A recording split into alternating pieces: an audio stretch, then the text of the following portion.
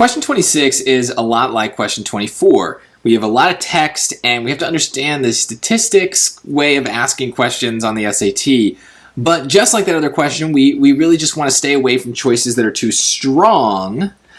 And I guess it's not technically strong words per se, but it's the same idea that we use on the reading section, is that we want to kind of stick to what's given to us and not make assumptions that aren't backed up by the passage, or in this case, the question.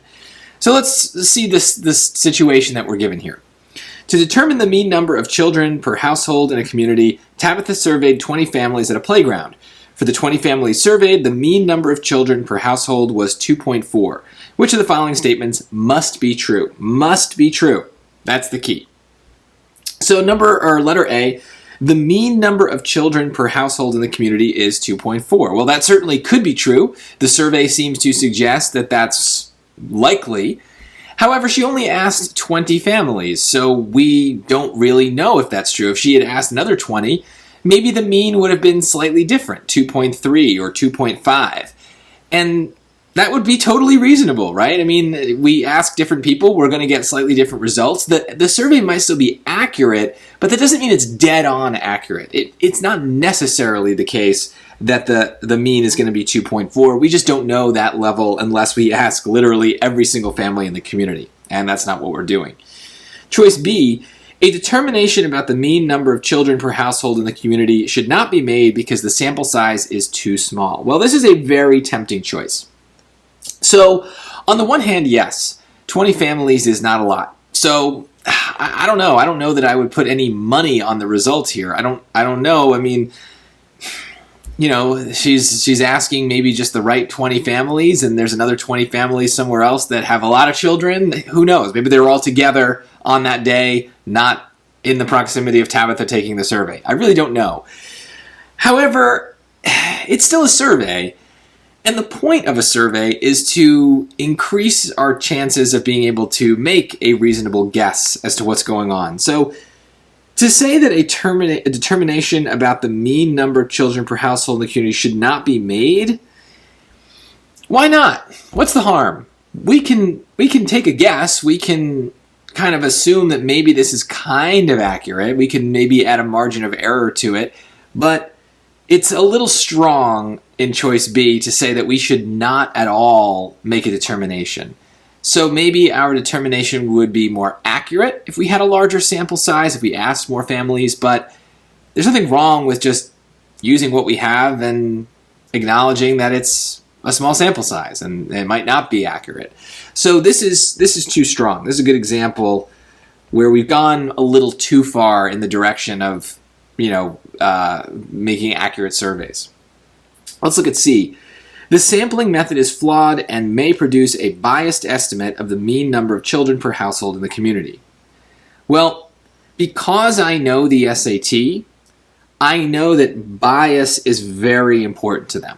Okay, so here's the deal. This is not an unusual question. They ask this exact question in lots of different ways on pretty much every test, where they give you a situation and we have to understand that there might be bias, right? So maybe Tabitha asked the wrong people. It's not that she asked too few people. It's that she asked the wrong types of people. Now, why might that happen? Well, if we look at the story, what's going on here? She's at a playground. So obviously, if she's surveying families at a playground, those families probably have more kids than the families that aren't at playgrounds. Because if you don't have children, you probably shouldn't be hanging out at a playground at all. That would be weird. So that's the bias, is of course that the people at the playground are going to have children in the first place because they're at the playground with their kids. So she's asking the wrong people and it's affecting the outcome. Let's look at D and just make sure. The sampling method is not flawed and is likely to produce an unbiased estimate of the mean number of children per household in the community. Well, these two things are kind of opposites. So it's not really the case that one of them can be true and not the other, or that they both could be not true or both be true. So that also kind of helps us eliminate choices A and B because we kind of need to make a choice between C and D. It has to be the case that one is true and the other isn't. And so this gets to a general rule that you would want to follow for these survey questions in the SAT. There are two things that cause, let's say, inaccurate surveys.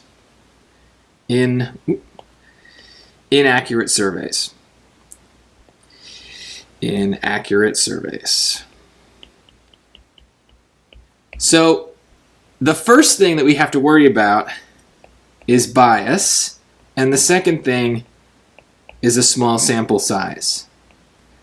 So you'll notice that's what we had in choice C and choice B. So both of those problems are represented in this question, but there's a reason I listed them in the order that I did. The SAT cares more about bias than they do about the sample size. So that should make sense. That's not really like just the SAT, but if you just need to remember it for the SAT, then there you go. The big issue is the problem with a survey isn't that you ask a lot of people or too few people. Like you could ask only a handful of people and you would still have a relatively accurate result if you asked a random sample of the population. So when you're asking just people at a playground, you're not asking a random sample of the town, right? You're only asking people who would have a good reason to be at a playground, meaning that they have kids.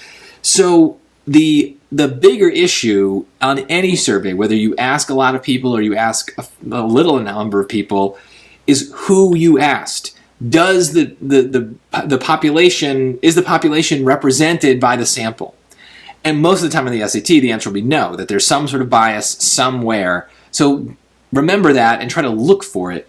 If there's absolutely no bias, then yeah, maybe the problem is the sample size. But honestly, I don't think I've seen a question where they made us make this choice between bias and small sample size, and we ended up choosing the sample size. The bias wins out every time on the SAT, so just remember that. And if you get it wrong because you picked B, not a big deal. You still were on the right track. You just now know that there's other more important things to care about, and you'll be sure to get this question right next time.